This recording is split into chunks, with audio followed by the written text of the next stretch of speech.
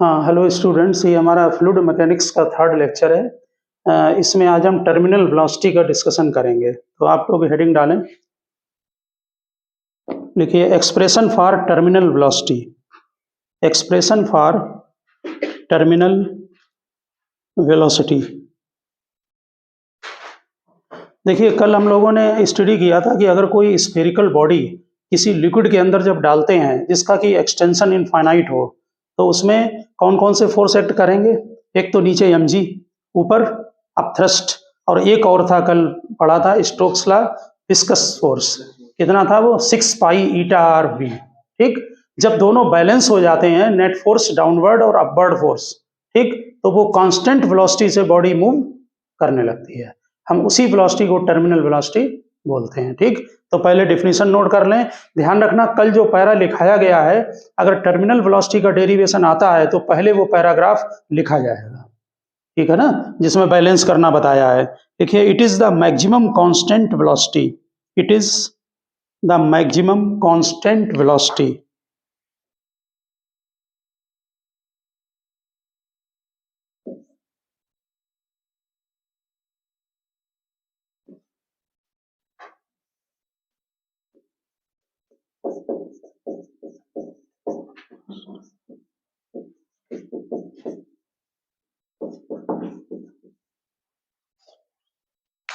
हाँ, लिखा। It is the maximum constant velocity acquired by the body, acquired by the spherical body, लिख दो, acquired by the spherical body. हाँ, it is the maximum constant velocity acquired by the spherical body while acquired by the spherical body while falling freely in a viscous medium, while falling freely in a viscous medium। लिखा।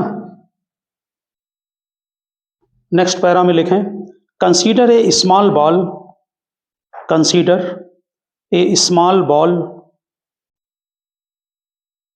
whose radius is r, small r। Consider a small ball whose radius is r and density is rho। रो में s लगा देना जिससे solid का confusion ना है paper में। Rho s, s means solid है, and density is rho s। Falling freely, falling freely in a fluid, fluid में दोनों लिक्विड और gas, falling freely in a fluid whose density is sigma, और suffix L लगा देना, L मतलब liquid हो गया। ठीक, whose density is sigma l and coefficient of viscosity, and coefficient of viscosity is eta।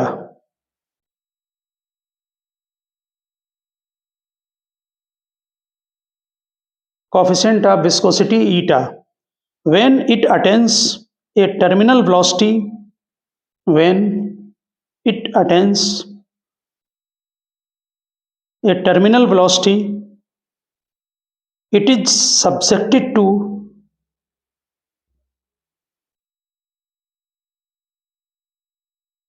following forces, subjected to following forces।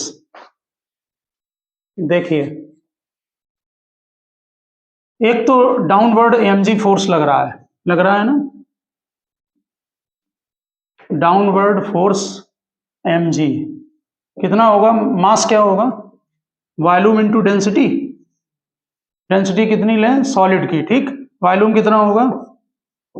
4/3 pi r cube, ये बन गया। ठीक है, और अपथ्रस्ट अपवर्ड लगेगा, अपथ्रस्ट इन अपवर्ड डायरेक्शन। आता है पेपरों में derivation in upward direction. Upthrust के लिए क्या करते हैं, वॉल्यूम तो बॉडी का ही रहेगा ना, डेंसिटी लिक्विड की और इनटू जी, तो 4/3 pi r cube sigma L into G. समझ गए ये बात? ये तो बॉडी है ना, तो बॉडी का mg लगेगा, तो मास किसका लोगे, मास बॉडी का लोगे ना, तो फिर डेंसिटी बॉडी की लगेगी। और अपथ्रस्ट है लिक्विड, ये तो किसी लिक्विड के अंदर जो है वो पूरे मीडियम में ये डिप है, ये पूरा ये ऐसे लिक्विड के अंदर है, ठीक है ना। तो जितना ये वॉल्यूम हटाता है उसी वॉल्यूम के इक्वल अपथ्रस्ट में वॉल्यूम लगता है, ये मालूम होगा। डेंसिटी किसकी लेंगे, लिक्विड की, जी, तो ये अपथ्रस्ट हो गया जो अपवर्ड एक्ट करेगा। और तीसरा फोर्स कौन सा लग रहा है, विस्कस फोर्स। विस्कस फोर्स ये भी अपवर्ड, तो कितना होता है viscous force, 6 pi eta R V. हम डेरिवेशन टर्मिनल वेलोसिटी के लिए कर रहे हैं, फाइनली ये वेलोसिटी v गेन कर लेगा, ये वेलोसिटी v। अब आप इक्वल कर दें, आपने फोर्स निकाल ली है, डाउनवर्ड फोर्स, कहीं कहीं पर इफेक्टिव डाउनवर्ड फोर्स लग देते हैं तो सीधे वेट और अपथ्रस्ट को माइनस कर देते हैं, एक ही बात है।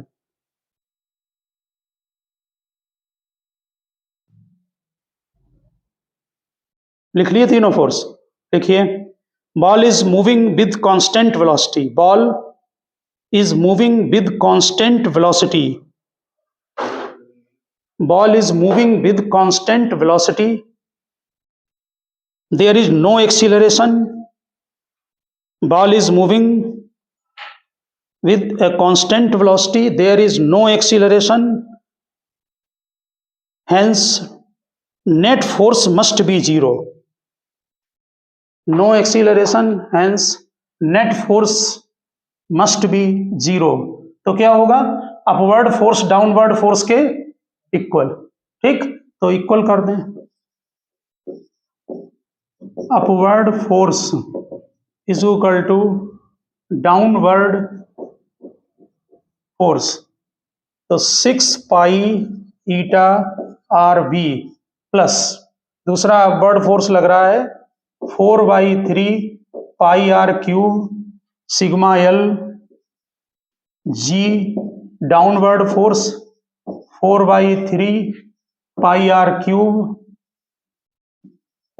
रो एस इंटू जी। नोट करो,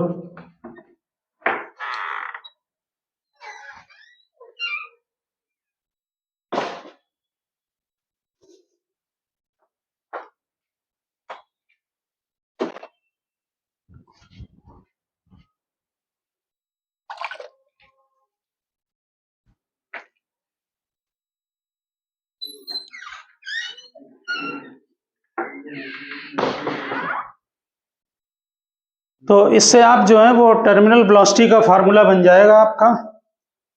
टर्मिनल वेलोसिटी का जो फार्मूला आ रहा है वो v इज इक्वल टू 2/9, सीधे फार्मूला नोट करें और फार्मूला लर्न भी रखना है, 2/9 आर स्क्वायर ब्रैकेट में rho S minus sigma L G divided by eta. फार्मूले को लर्न रखना है इसको।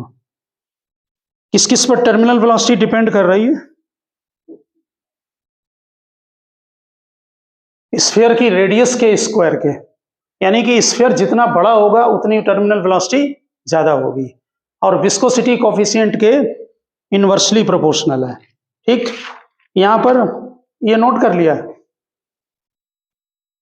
हमने इसको डायरेक्ट लिख दिया यहां पर, इसे आप लर्न रखें, बी को इसको राइट में ले जाएं, माइनस हो जाएगा, रेडियस एक कैंसिल हो जाएगी, नंबर कैंसिल हो जाएंगे और आ जाएगा 2/9, ठीक है ना।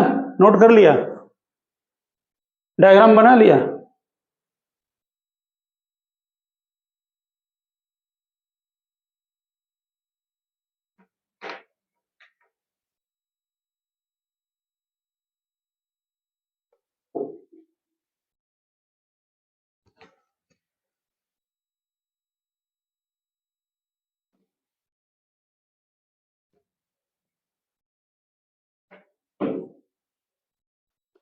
इसमें जरा मुझे भाई ये एक पॉइंट यहाँ पर ध्यान देना, अगर डेंसिटी सॉलिड की ज़्यादा होगी लिक्विड की डेंसिटी से तो ये वैल्यू पॉजिटिव आएगी, तो बॉडी डाउनवर्ड मूव करेगी, ठीक है ना।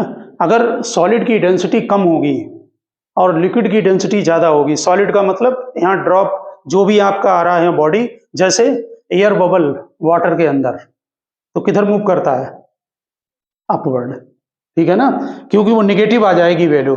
तो वो पॉइंट दोनों नोट कर लें, लिखिए if rho S less then rho L, यानी सॉलिड की डेंसिटी लिक्विड की डेंसिटी से कम, then velocity will be negative, then velocity will be negative, body will move up, body will move up with constant velocity, body will move up with constant velocity. It is due to this reason, it is due to this reason bubble rise up, bubble rise up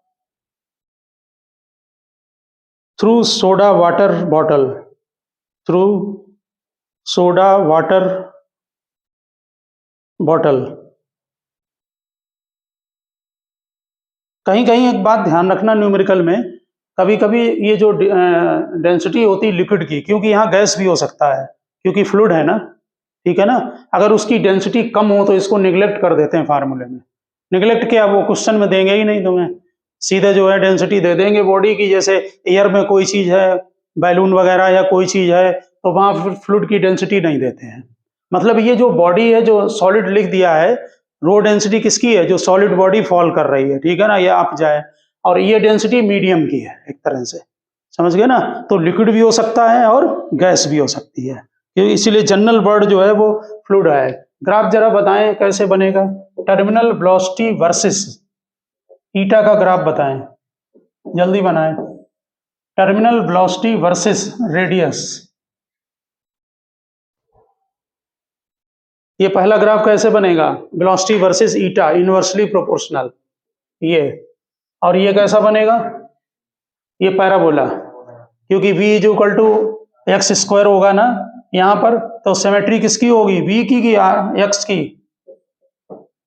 ये, ठीक है ना, velocity की जिस पर square नहीं होता है उसकी सिमेट्री होती है पैराबोला।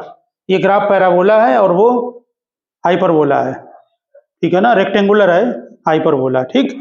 और एक ग्राफ इसमें बहुत इंपॉर्टेंट है, ध्यान रखना कि जो टर्मिनल वेलोसिटी, कहीं कहीं ध्यान रखना टर्मिनल वेलोसिटी को vt लिख देते हैं, vt, आप यहाँ लिख सकते हैं vt अगर लिखना चाहें तो, terminal velocity, terminal velocity versus time. थोड़ा टाइम लगता है गेन करने में, लेकिन प्रैक्टिकली ये इनफाइनाइट पर मान के चलते हैं।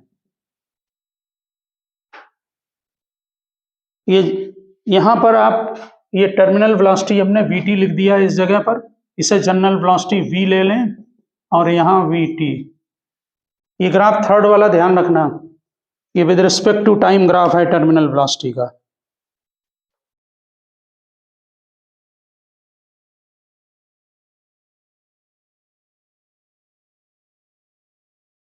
बाकी कौन चीज किसके प्रोपोर्शनल है वो सब लर्न करके रखना, v प्रोपोर्शनल r स्क्वायर है, ईटा के इनवर्सली है, फार्मूला लर्न है तो आप लगा ले जाएंगे।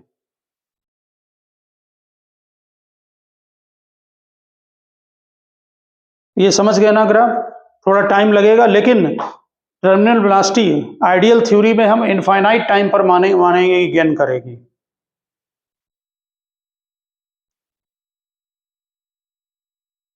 इसी में एक नीचे सेंटेंस नोट कर देना कहीं पर, reciprocal of viscosity, reciprocal of viscosity is called fluidity, fluidity, reciprocal of viscosity is called fluidity.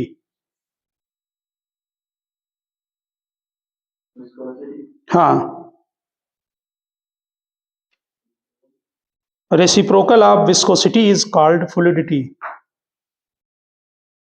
Next आप हेडिंग डालें difference between viscosity and solid friction. Difference between viscosity and solid friction. Difference between viscosity and solid friction.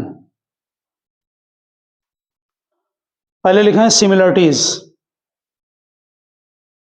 Similarities नहीं नहीं, ऊपर heading डाल दें, नीचे लिख दो सिमिलरिटीज। लिखिए both comes into play. First point similarities में both comes into play when there is a relative motion. Both comes into play when there is a relative motion. ये मालूम होगा वहां भी जब रिलेटिव मोशन होता है तब फ्रिक्शन होता है, ठीक है ना, और यहां भी रिलेटिव मोशन है। Both comes into play when there is a relative motion. Second point both oppose the relative motion.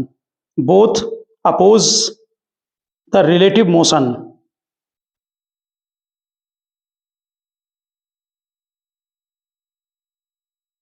Third point both are due to molecular force. ये सब inter atomic inter molecular force है, उनकी वजह से लगते हैं। Both are due to molecular forces. Both are due to molecular forces. Fourth point both act tangentially. Both act tangentially in a direction opposite to the motion। in a direction opposite to the motion। हालांकि solid friction कभी कभी motion के direction में भी होता है। ध्यान है कब होता था? कोई भी बताओ। फ्रिक्शन फोर्स मोशन के डायरेक्शन में कब होता है सॉलिड फ्रिक्शन? जब बॉडी एक्सीलरेटेड हो। बहुत ही जनरल क्वेश्चन है, ध्यान रखना। जब आप रनिंग कर रहे हैं तो फ्रिक्शन फोर्स फॉरवर्ड लगता है। जब भी बॉडी एक्सीलरेट हो रही है यानी कि फ्रिक्शन मोशन का कॉज हो, फ्रिक्शन मोशन का कॉज हो, उस समय सॉलिड फ्रिक्शन फॉरवर्ड होता है। लेकिन जनरल में ये बोल देते हैं कि अपोजिट डायरेक्शन है, ठीक है। तो both act tangentially in a direction opposite to the motion. फिर लिखें डिफरेंस, और डिफरेंस में आप एक तरफ सॉलिड फ्रिक्शन और एक तरफ विस्कस फोर्स।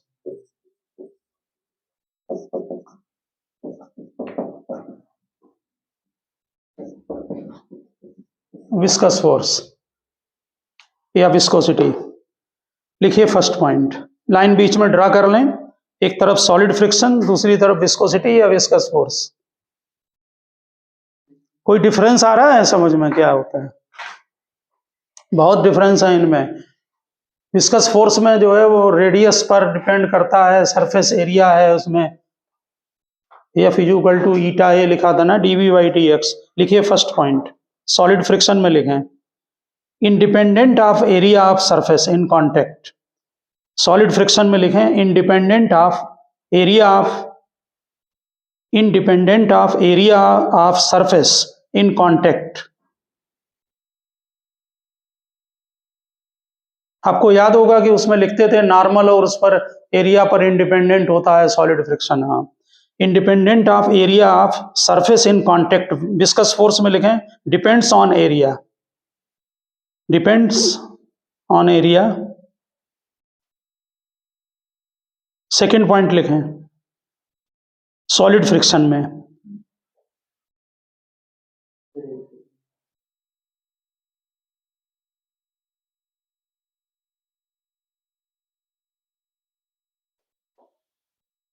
लिखा।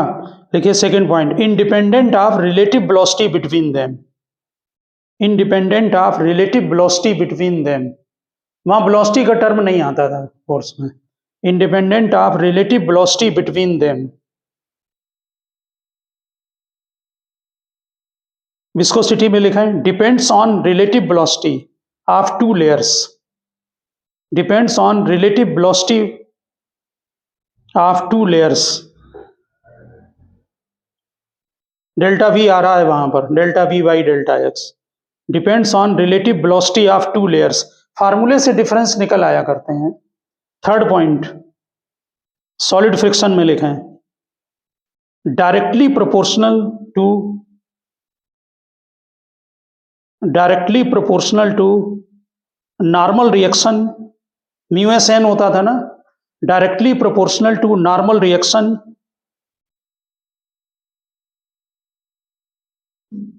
उसमें लिख दें does not depends upon normal reaction. Viscosity में लिख दें does not depend on normal reaction.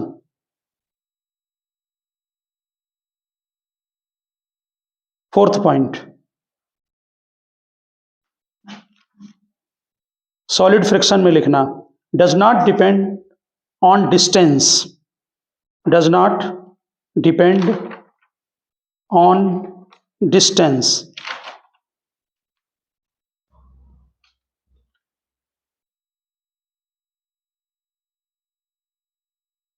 लिखा, उसमें लिख दें विस्कोसिटी वाले में depends on distance between two layers, depends on distance between two layers.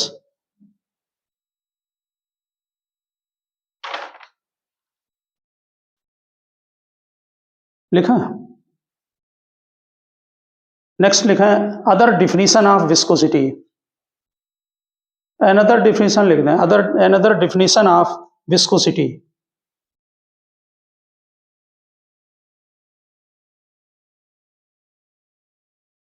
देखिए coefficient of viscosity for a fluid, coefficient of viscosity for a fluid. हाँ बस अब ये छोटे छोटे पॉइंट्स हैं, इसमें किस किस पर डिपेंड करती है। विस्कोसिटी की डिफिनीशन आप कर चुके हैं, ये दूसरी तरह से डिफाइन करते हैं विस्कोसिटी की, वो डिफिनीशन नोट करा रहे हैं। लिखिए अनदर डिफिनीशन ऑफ विस्कोसिटी, उसमें लिखें viscosity of fluid is defined as the ratio of shear stress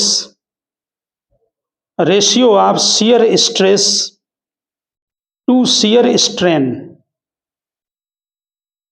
shear stress to shear strain। एक minute, ratio of shear stress to strain rate लिखो, ratio of shear stress to strain rate, ratio of shear stress to strain rate। पहले यहां पर नीचे strain rate लिखा है आप, definition नीचे, डिफिनीशन नहीं फार्मूला लिखना है। लिखिए strain rate is equal to change in shear strain, change in shear strain divided by time interval. Change in shear strain rate है ना, तो टाइम से डिवाइड करेंगे, change in shear strain divided by time interval, उसी के equal to में delta X upon L divided by T. Delta X upon T को velocity लिखेंगे और लेंथ एल लिखेंगे। ये आपको मालूम है change in length upon original length होता है, मालूम है ना। तो delta X upon L divided by time, delta X upon जो टी है वो वेलोसिटी लिखें और एल को अलग करें, यानी वी अपॉन एल। ये आपका स्ट्रेन रेट है। अब विस्कोसिटी क्या है, shear stress upon strain rate. लिखा नीचे formula, viscosity shear stress upon strain rate. Shear stress का फार्मूला क्या होता है, शियर स्ट्रेस का फार्मूला फोर्स अपॉन एरिया। कौन सा एरिया था याद है तुम्हें वहां शियर फोर्स में, क्रॉस सेक्शनल एरिया था कि सरफेस एरिया था? सरफेस एरिया, शियर वाले में सरफेस एरिया। तो F upon A divided by ये है वी ओवर एल, तो F L upon area into we.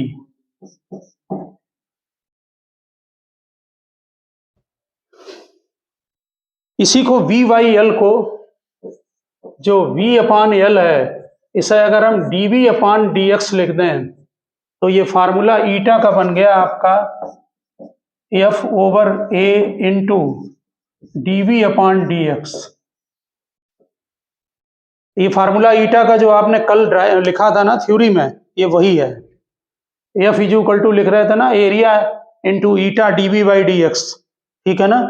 तो मॉडर्न थ्योरी में इससे भी डिफाइन करते हैं, ध्यान रखना, शियर स्ट्रेस और डिवाइडेड बाई स्ट्रेन रेट। ठीक है, अब नेक्स्ट हेडिंग डालें, dependence of viscosity. Dependence of viscosity, ये लिख लिया formula, dependence of viscosity. First लिखा है टेम्परेचर डिपेंडेंस, टेम्परेचर डिपेंडेंस, हाँ,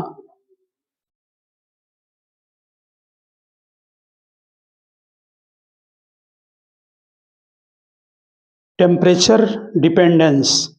इसमें पहला गैस के लिए लिखा है, number 1 gas. Dependence of viscosity लिखा है, उसमें नीचे लिखा है टेम्परेचर डिपेंडेंस, उसमें पहले गैस के लिए लिखिए viscosity of gas increases, viscosity of gas increases with increase in temperature. Viscosity of gas increases with increase in temperature. Viscosity of gas increases with increase in temperature because rate of diffusion increases, because rate of diffusion increases। देखो कहीं कहीं पर जो हम physics में theory पढ़ते हैं ये क्लासिकल है, कहीं कहीं पर कुछ पॉइंट कोई चीज़ जब डिपेंड करती है तो वो जो आपका क्वांटम थ्योरी है उससे भी डिस्क्राइब होती है। लेकिन आप ध्यान रखना कि बहुत सारी चीज़ें हैं, जैसे सरफेस टेंशन किस पर डिपेंड करता है, विस्कोसिटी किस पर डिपेंड करती है, इनके सबके जो लॉजिक हैं वो थोड़े बहुत माइंड में जरूर आने चाहिए कि क्यों होते हैं। तो गैस में क्या है, गैस में जब टेम्परेचर आप बढ़ा देंगे तो क्या होगा, रेट ऑफ डिफ्यूजन बढ़ जाएगा। रेट ऑफ डिफ्यूजन का मतलब छोटे क्लास में केमिस्ट्री में डिफ्यूजन पढ़ते, एक लेयर से दूसरे लेयर में मॉलिक्यूल्स जाने लगेंगे, डिफ्यूजन बोलते हैं, ठीक है ना, डिफ्यूजन, ठीक है ना। तो जो डिफ्यूजन है आपका वो बढ़ने से क्या होगा कि इंक्रीज हो जाएगी विस्कोसिटी, ठीक। इसका ये जनरल है, ईटा प्रोपोर्शनल रूट टी लिख दें, इसी के ब्रैकेट में कहीं लिख देना ईटा प्रोपोर्शनल रूट टी है गैस के लिए, ठीक है। सेकंड लिखा है, ये गैस के लिए बताया हमने।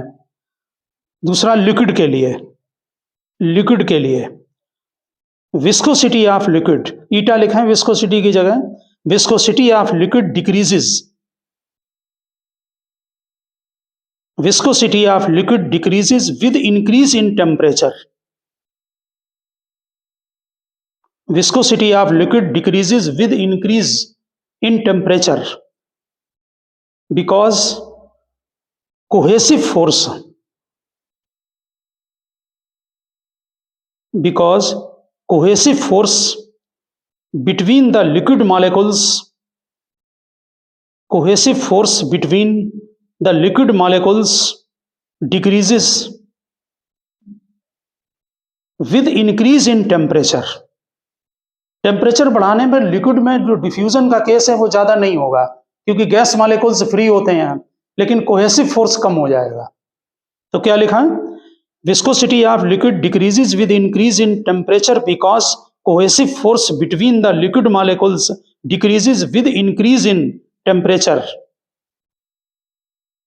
एंड बिकम्स, इसी में लिखा है एंड बिकम्स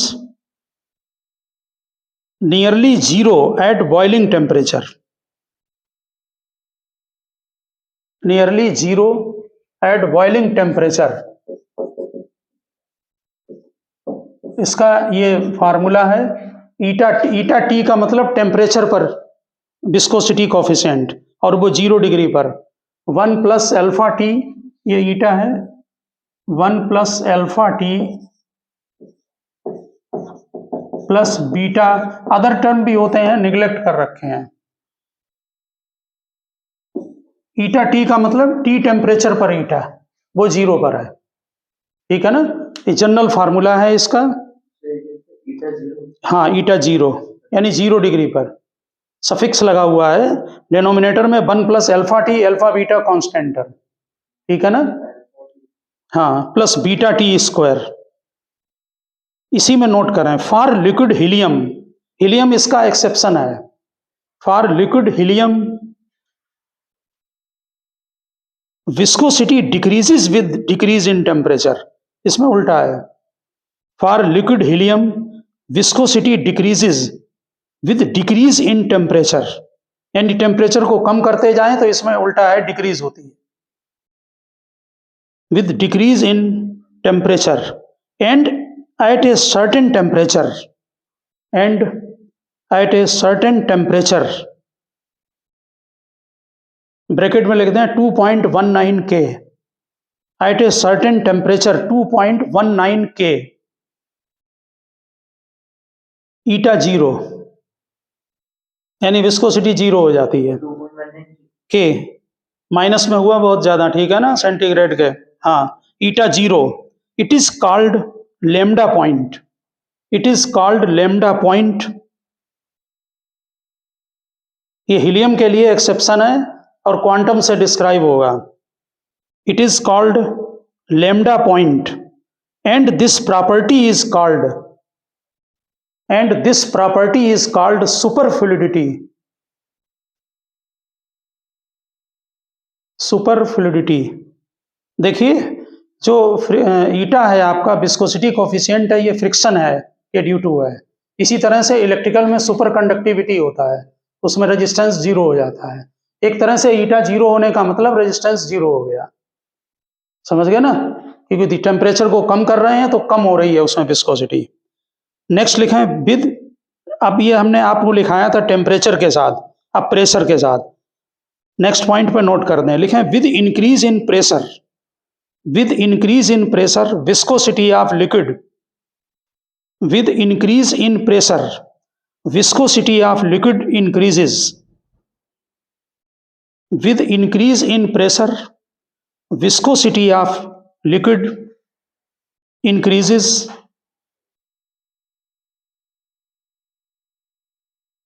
ये जनरल में सभी लिक्विड के साथ है, with increase in pressure viscosity of liquid increases but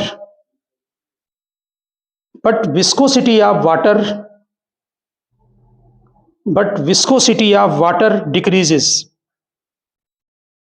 यानी सभी लिक्विड का इंक्रीज होता है लेकिन वाटर का डिक्रीज होता है, ठीक, with increase in pressure the viscosity of liquid increases but viscosity of water decreases,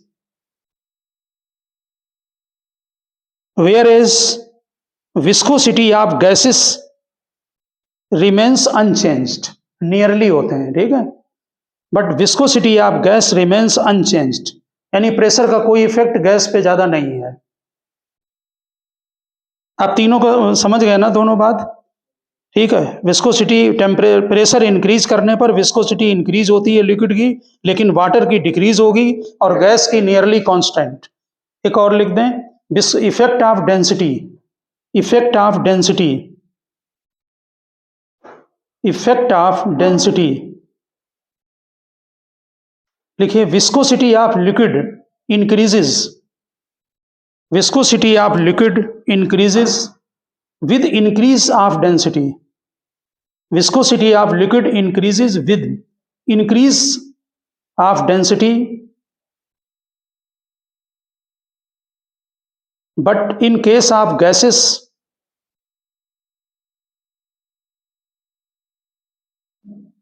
viscosity decreases, in case of gases viscosity decreases with increase of density, in case of gases viscosity decreases with increase of density। इसमें आगे आप जो है वो इसकी viscosity की किस किस पर डिपेंड करता है, इसको नोट करें जरा, और अलग से नोट करना, डिपेंडेंस हमने आपको लिखा दिया है। देखिए first point, viscosity depends only on the nature of fluid, viscosity depends only upon the nature of the fluid and not upon the area of layer and velocity gradient between the layers. यानी जो viscosity है, ऐसा नहीं होता है कि कोई चीज़ अगर फार्मूले में आती है तो वो उस पर डिपेंड करे। आप अगर F = ईटा ए dB/dx लिखेंगे और उसमें विस्कोसिटी को अगर लेफ्ट हैंड साइड में ले जाएंगे तो आपको लगेगा कि ईटा डिपेंड कर रहा है एरिया और उस पर, सो नहीं करता है डिपेंड। ठीक है, कोई भी चीज़ फार्मूला में आने से ये नेसेसरी नहीं है कि वो उस पर डिपेंड करेगी। जैसे यूनिवर्सल ग्रेविटेशनल कांस्टेंट का फार्मूला है F = G(m1m2)/r²। तो आप अगर G को लिखेंगे तो फोर्स और m1m2r² के टर्म्स में आएगा, लेकिन कैपिटल G यूनिवर्सल कांस्टेंट है, वो किसी पर डिपेंड नहीं करता है। ठीक है ना, तो यहाँ पर भी ध्यान रखना, विस्कोसिटी डिपेंड करेगी कि लिक्विड कौन सा है बस। तो viscosity depends only upon the nature of the liquid and not upon the area of layer and velocity gradient between the layers. न तो एरिया पर डिपेंड करती है और न करती है वेलोसिटी ग्रेडियंट पर, केवल लिक्विड की प्रॉपर्टी है। इसी में सेकंड पॉइंट लिख दें, at 20 degree centigrade liquids are more viscous than gases. At 20 degree centigrade, liquid are more viscous than gases. At 20 degree centigrade, जो विस्कोसिटी कोफिशिएंट है ईटा वाटर का, वो नोट करें, इससे आपको आइडिया लग जाएगा। 1 × 10⁻⁻² poise, 1 × 10⁻⁻² poise 20 डिग्री सेंटीग्रेड पर वाटर की विस्कोसिटी। ठीक है ना, और एयर की विस्कोसिटी जो है वो 1.81 × 10⁻⁻4 है। एयर की 20 डिग्री सेंटीग्रेड पर 1.81 × 10⁻⁻4 poise। poise CGS यूनिट है, आपको नोट करा चुके हैं पहले ही। ठीक है ना, तो ध्यान रखना कि जो विस्कोसिटी है वो डिपेंड करती है केवल लिक्विड पर और किसी पर डिपेंड नहीं करेगी। इसके बाद आप इसमें डालें application of Stokes law. Application of Stokes law,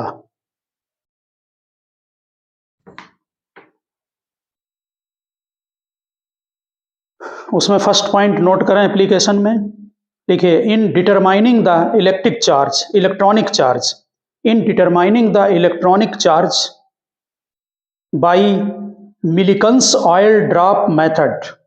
In determining the electronic charge by Millikan's oil drop method. Millikan's MILLIKAN। देखिए ये एक्सपेरिमेंट केमिस्ट्री में बताते हैं और फिजिक्स में भी पहले था ये सिलेबस में 12th में। जो इलेक्ट्रॉन का चार्ज होता है 1.6 × 10⁻⁻19 गुलाम, वो इस मेथड से निकाला जाता है। इसमें किसी ड्रॉप को जो है वो ऑयल ड्रॉप स्प्रे करते हैं, उसमें वेट लगता है, अपथ्रस्ट भी लग सकता है और विस्कस फोर्स लगता है, स्टोक्स लॉ वाला। उसकी हेल्प से उसमें चार्ज निकाला जाता है कि किसी ऑयल ड्रॉप में मिनिमम चार्ज कितना होगा। तो वो जो मिनिमम चार्ज आता है वो इलेक्ट्रॉन के चार्ज के इक्वल आता है। ये फेमस एक्सपेरिमेंट है मिलिकन्स ऑयल ड्रॉप मेथड, तो उसमें हम स्टोक्स लॉ का यूज करते हैं। ठीक है, इसके बाद सेकंड पॉइंट लिखें, लिखिए velocity of rain drop. Second point में लिखें वेलोसिटी ऑफ रेन ड्रॉप। देखिए rain drops are formed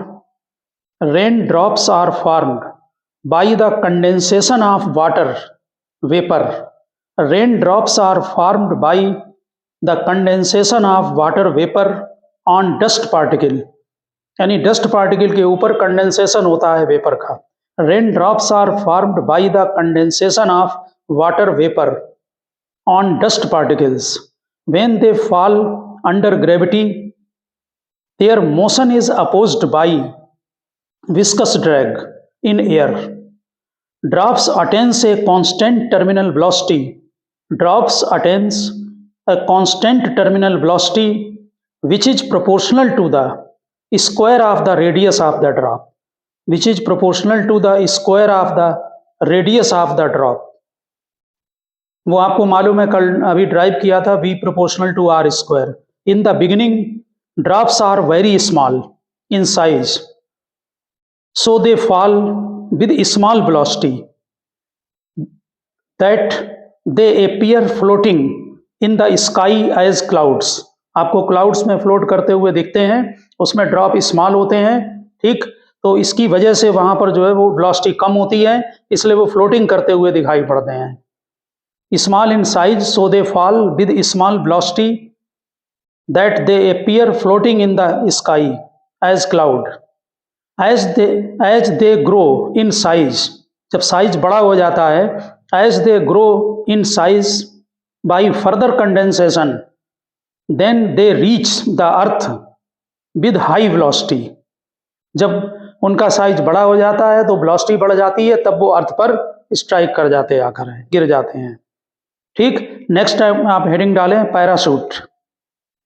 parachute, parachute में भी जो है वो स्टोक्स लॉ का यूज है। देखिए, when a man jump with parachute, when a man jump with parachute he descends very slowly in air. धीरे धीरे गिरता है जब जंप करता है। हम लोगों ने पैराशूट के उसमें काइनेमेटिक्स में न्यूमेरिकल लगाए हैं, ठीक है। पैराशूट ओपन होने के बाद वो एक पर्टिकुलर डी एक्सीलरेशन से नीचे गिरता है वेलोसिटी से, उसके पहले की ये स्टडी करा रहे हैं। When the man jump with parachute he descends very slowly in air. Next line में लिखे हैं, suppose mass of parachute, mass of parachute plus man is equal to m1। Mass of parachute plus man is equal to m1।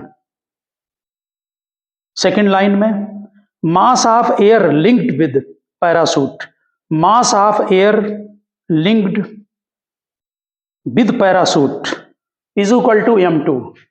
Man और parachute का mass m1 है और जो अंदर air भरी हुई है उसका मास m2 है, क्योंकि वो भी साथ साथ नीचे आएगी। नीचे लिखा है effective acceleration of man, effective acceleration of man g dash is equal to, acceleration आपको मालूम है total weight upon total mass होगा, तो न्यूमरेटर में नोट करें वहां पर weight of mass m1, weight of mass m1, m1 का मतलब parachute plus man, weight of mass m1 plus weight of mass m2 divided by total mass. Total mass मतलब m1 plus m2। देखिए, जो wait होगा उसमें जो man का wait होगा m1g प्लस, ये एयर है, एयर का जो वेट होगा वो एयर में 0 होगा, क्योंकि अपथ्रस्ट और वो दोनों इक्वल होंगे। सेम मीडियम में उसका वेट उसी बॉडी का 0 होगा, तो एयर का वेट एयर में 0, मास एक्ट करेगा।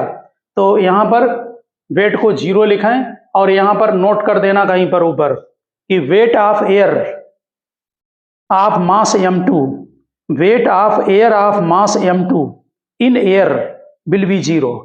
Weight of air of mass m2 in air, यानी एयर का एयर में वेट उसी मीडियम में 0 होगा,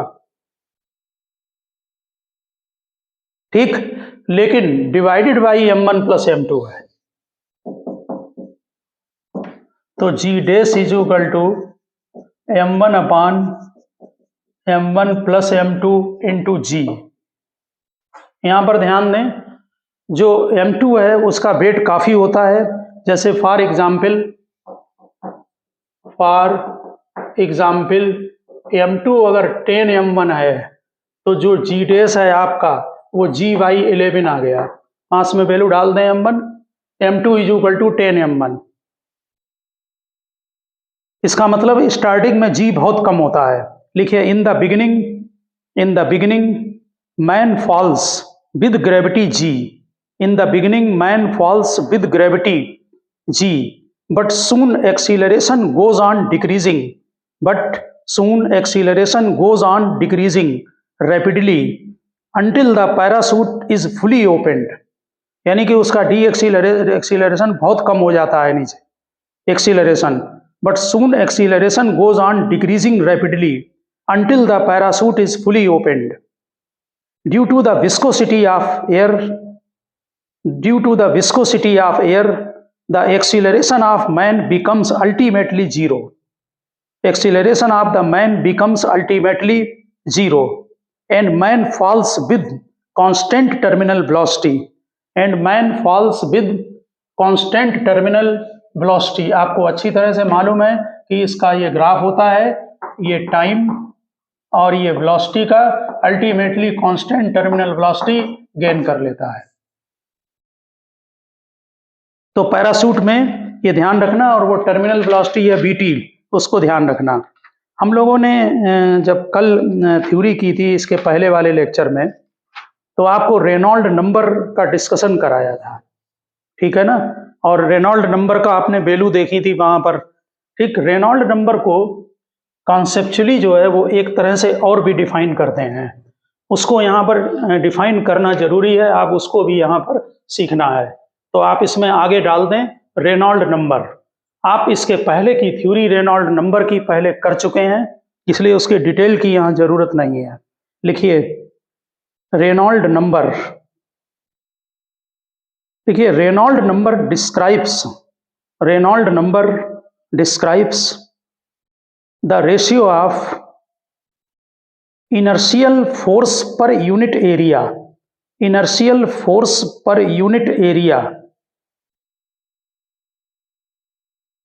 to the viscous force per unit area. Inertial force per unit area to the viscous force per unit area for a flowing fluid.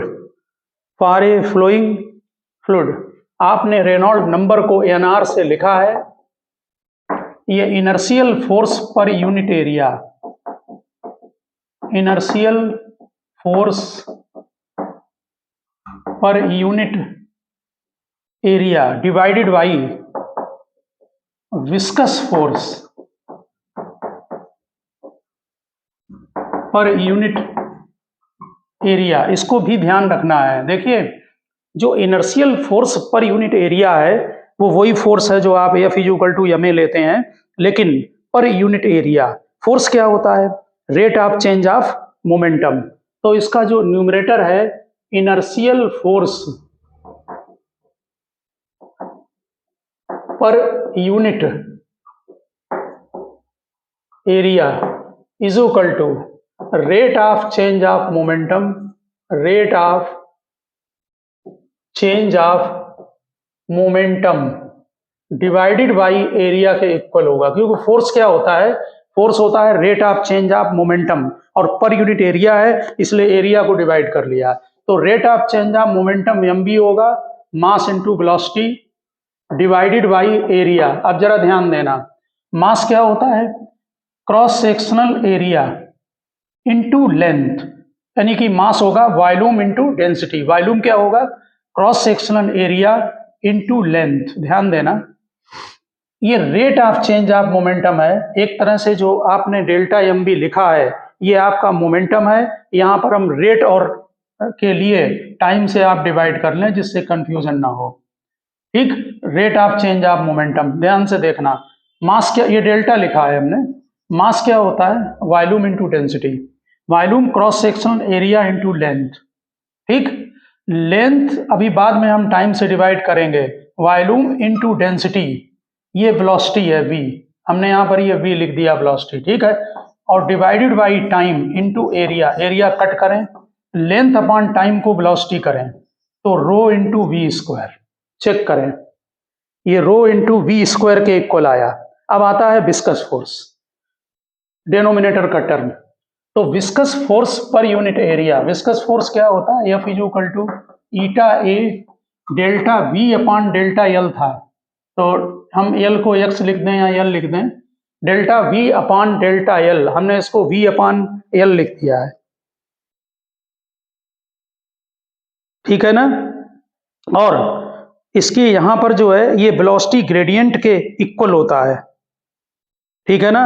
अगर spherical body में लेंगे तो स्फेरिकल बॉडी में हम रेडियस या डायमीटर ले सकते हैं, तो यहां पर हमने रेडियस ले लिया स्फेरिकल बॉडी में। तो अब ये क्या है? विस्कस फोर्स पर यूनिट एरिया, इसका मतलब F/A ईटा v/r। आर यहाँ पर रेडियस है, या डायमीटर भी आप किसी स्फेरिकल बॉडी में लेंथ वाइज ले सकते हैं। अब यहाँ पर वैल्यू डाल दो। इनर्शियल फोर्स पर unit area rho v square, यहाँ पर भी ये वेलोसिटी है, ये आपका बन गया eta velocity into r, v से वी को कट कर दें तो density velocity r divided by eta, ये रेनॉल्ड नंबर की डिफिनीशन से यहाँ ये फार्मूला बनता है। आपने वहाँ रेडियस की जगह डायमीटर लिख रखा है, उससे कोई फर्क नहीं पड़ता है।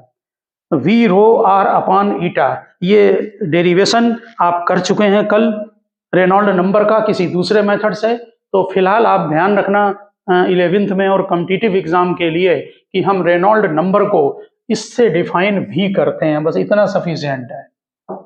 इनर्शियल फोर्स पर unit area divided by viscous force पर यूनिट एरिया से, ठीक। हमने उसको शार्ट में आपको दिखा दिया है कि ये हमारा रेनॉल्ड नंबर का जो हमने कल डेरिवेशन किया था, ये वैल्यू उसके इक्वल आती है, ठीक है ना। तो ओके स्टूडेंट, हमने आज आपको जो टर्मिनल वेलोसिटी का फार्मूला, ठीक, और विस्कोसिटी से रिलेटेड कुछ कॉन्सेप्चुअल पॉइंट जिन्हें आपको ध्यान रखना है, उनको मैंने आपको लिखा दिया है। अब कल हम इसमें जो नेक्स्ट लेक्चर होगा उसमें हम हाइड्रोडायनामिक्स का पार्ट करेंगे, जिसमें बर्नौली इक्वेशन, कंटिन्यूटी इक्वेशन वगैरह। ओके, मिलते हैं नेक्स्ट लेक्चर में।